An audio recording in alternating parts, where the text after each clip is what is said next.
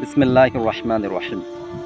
আপনার পিঠ যদি দেয়ালে ঠেকে যায় তাহলে এর থেকে পরিত্রাণের জন্য 4টি আমল করুন। ইনশাআল্লাহ আল্লাহ রাব্বুল আলামিন আপনার প্রবলেমগুলো সলভ করে দেবে।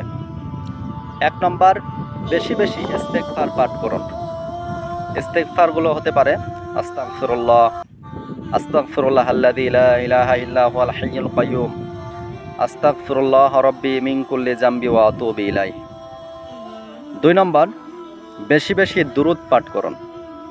সাল্লাল্লাহু আলাইহি ওয়াসাল্লাম, আল্লাহুম্মা সাল্লি আলা সাইয়্যিদিনা মুহাম্মদ ওয়া আলা আলি সাইয়্যিদিনা মুহাম্মদ ওয়া বারিক ওয়া সাল্লাম, জাযাল্লাহু আন্না মুহাম্মাদাম মা হুয়া আহলু।